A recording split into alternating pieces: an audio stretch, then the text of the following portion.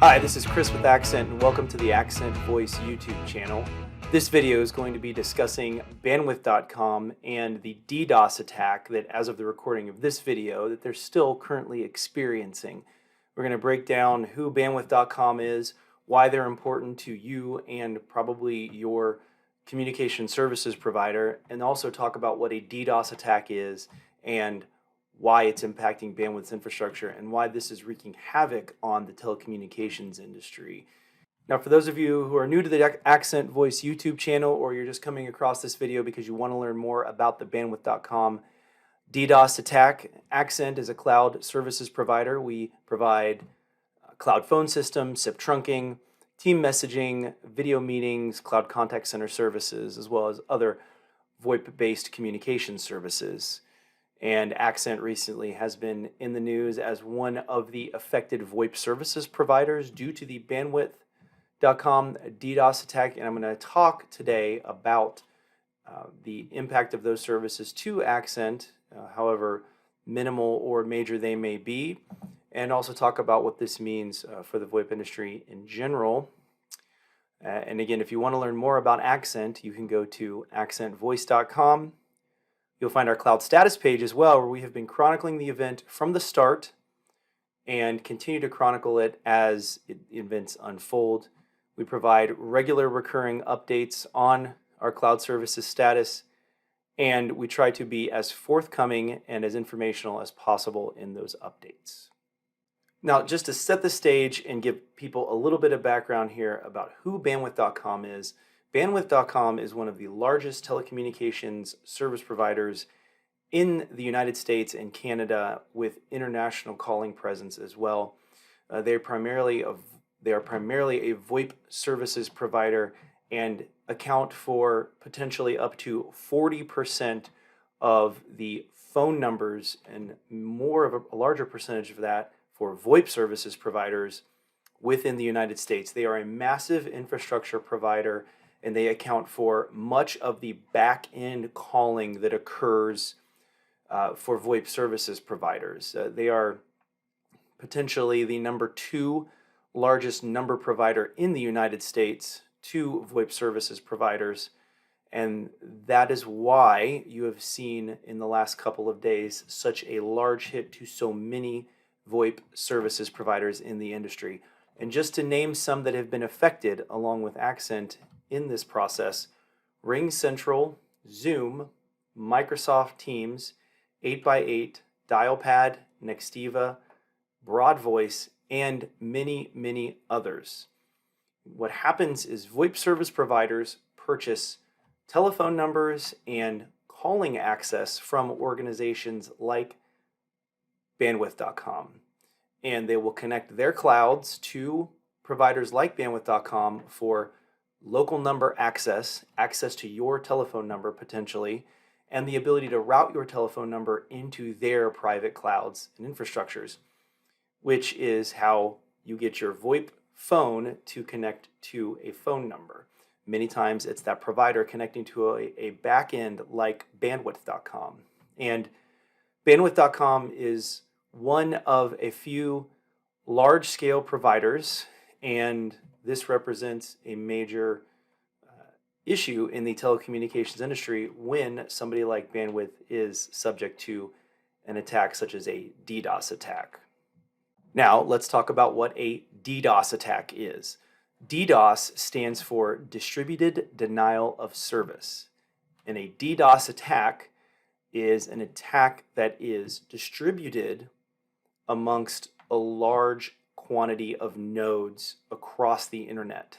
So a denial of service attack is when an attacker potentially floods a target's network with unwanted traffic. This is malicious traffic, junk traffic, whatever the case may be. And it's designed to either gum up that provider's network or impact that provider's infrastructure to the point where it can't do anything but process the junk traffic. And I'm going to try to keep this very simple and as non-technical as possible so that you, if you're a non-technical viewer, can understand this and relate this and potentially help educate other folks in your organization about this. So when a distributed denial of service attack occurs, that junk traffic comes at the infrastructure provider from a variety of locations. And in this instance, it's potentially hundreds of thousands, if not millions of endpoints. Now, these endpoints are oftentimes unknowingly involved in these DDoS attacks. And that's because bots get installed on computers, tablets, laptops through malware, and the designers of these bots control where these bots send their malicious traffic. So imagine you're sitting at home with a laptop, it's running a little slow, you do a scan, you find some malware. That malware or virus potentially could be a bot unknowingly involving you in something potentially like a distributed denial of service or DDoS attack. Unfortunately, there are malicious groups out there that design these bots and deploy them for nefarious reasons, sometimes to hold up providers, sometimes to hold up infrastructure organizations, sometimes to ransom these organizations to potentially get them to pay to stop the attack. Now, unfortunately, many times there's no guarantee that these attacks would stop. And so that is what, in a nutshell, a distributed denial of service or DDoS attack is. It's hundreds of thousands, potentially millions of unknowing devices flooding a single network infrastructure, one target, or multiple targets of the same organization with junk traffic that infrastructure must deal with and respond to.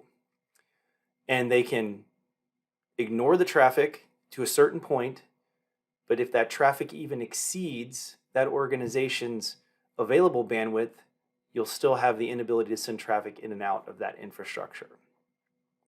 So when you take bandwidth.com, one of the major backend telecommunications infrastructures in the United States, and you take a DDoS attack flooding and attacking bandwidth.com, you get the events of the last couple of days.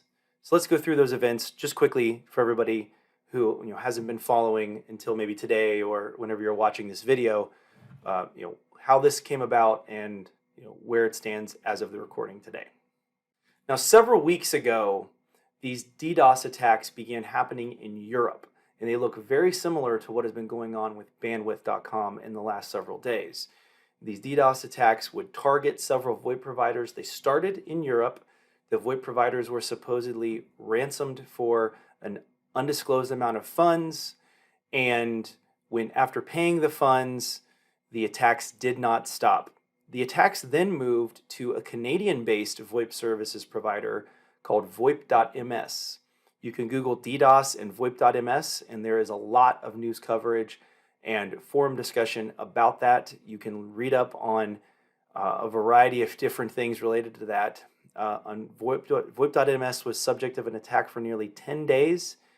Again, rumors persisted that they were ransomed as well, and they reportedly did not pay that ransom. So voip.ms was able to recover from that attack after almost 10 days of constant barrage, and now it appears the attackers have moved upstream to bandwidth.com. Referencing my notes here, on September the 25th in the afternoon Eastern Standard Time, that is when the initial barrage of attack began to occur. Accent's systems detected the attack, and Bandwidth soon detected an issue as well. And the attack was mitigated after several hours on the afternoon and early evening of the 25th of September. On Sunday, the 26th, the attacks briefly returned and once again were mitigated by bandwidth.com. Now, at this point, looking at the recording of this video, which is the evening Eastern Standard Time of September the 28th, Tuesday, it appeared that those were just test runs for what would ultimately be the large-scale attack that occurred the morning of September 27th, Monday. We saw those attacks pick up substantially around 10 a.m. in the morning as the East Coast was online and working, and then as the West Coast was starting to come online and working as well. Again, East Coast and West Coast of the United States. At that point, bandwidth was hit with a barrage of DDoS junk traffic, and their network was impacted dramatically. Voice services, specifically inbound voice, and on bandwidth's network, potentially outbound voice traffic, along with SMS texting, their portal access, and potentially emergency calling was impacted as well. Now, this is where the designation between a service provider, a backend service provider like bandwidth.com, and a VoIP services provider like Accent needs to be understood. Accent works with a multitude of service providers like Bandwidth. So we were able to route our outbound traffic, including our emergency calling, to other providers, effectively avoiding the attack from the outbound perspective. However, for those of you that aren't deep in the telecommunications industry, you may not be aware that a physical phone number, your 10-digit phone number, is leveraged very tightly to a specific back-end carrier unless a port occurs of that number. The only way to move your phone number from one carrier to another is through a process called a port. And that port process for bandwidth was rendered completely inoperable during this attack. And so moving of numbers, which normally takes several days anyway, was completely impossible. And so all of the numbers on Bandwidth's network that were impacted could not be called, or if they could be called, it was very sporadic, potentially unreachable at times, sometimes reachable, with poor audio quality due to all of this malicious traffic thrown at Bandwidth at one time. Now that brings us to today, Tuesday, September the 28th, as of the recording of this video. And similar to Monday the 27th, the attack picked up around 10:30, 11 a.m. in the morning Eastern Standard Time. However, this time Bandwidth had scaled up their DDoS mitigation techniques and had obviously worked diligently over the weekend and Monday and through Monday evening into Tuesday morning to be prepared for what was certainly the next wave of attack. The wave came, and it appeared that Bandwidth did a much better job of mitigating this malicious traffic. Accent saw a much improved delivery rate of inbound calls to phone numbers. We continued to route outbound traffic around Bandwidth's network through the multitude of other carriers that we work with. Now, we did see some intermittent disruption to random DIDs meaning phone numbers, and those phone numbers could have been anywhere in the United States. There did not seem to be a pattern as to how those numbers were impacted or why. The good news is that we did see a much higher service delivery rate, and it appears that Bandwidth may potentially be getting their hands around this attack and learning how to deflect it. We can only hope so. As I mentioned, Bandwidth is a major piece of the telecommunications industry of the United States.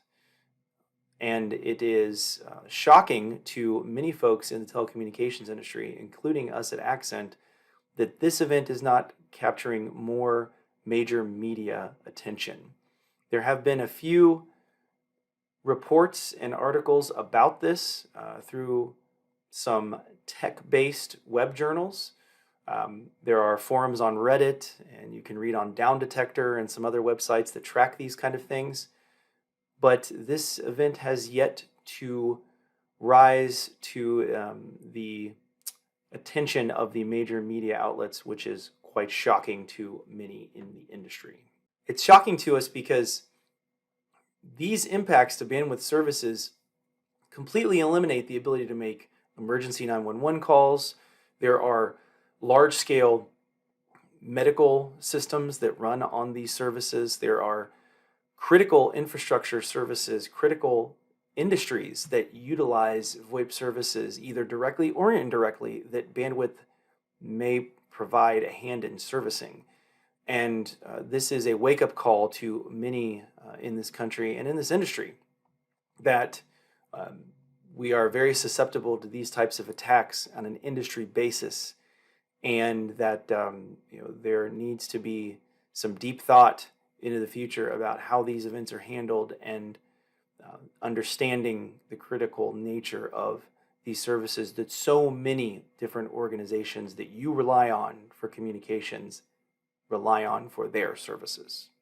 Now, I'd like to stress throughout this whole bandwidth DDoS event, Accent's infrastructure has not been directly impacted or attacked in any way, shape, or form, and we will work diligently to ensure that that remains the case. This has been a direct attack on bandwidth.com, and we have no idea knowing who will be next in the crosshairs of these attackers, and we hope that the federal authorities are involved to shut this down and bring these organizations into the light and to justice, so that these events do not happen in the future and do not critically impact the United States and our communications infrastructure. You can follow the events of this attack from Accent's perspective at accentvoice.com and search for our cloud status page, where we are providing regular real-time updates regarding this event, its impact on Accent services, and the information we are gathering not only from Bandwidth directly, but also from the many other industry sources and VoIP providers that we partner and work with very closely. This has been Chris with Accent on the Accent Voice YouTube channel. If you're one of Accent's customers, I want to thank you for your patience as this event has unfolded. And just know that Accent is doing everything that we can to ensure reliable and stable communications for your business. If you've been impacted by this event, our thoughts go out to you. We know this is difficult. You should be patient with your services provider. They are doing everything that they can to restore your communications as fast as possible. We wish this on no organization, including our competitors. Nobody knows who the next target is. As we mentioned, we will post regular updates on our website, on our cloud status page. And as events unfold as needed, we will chronicle these events on this channel.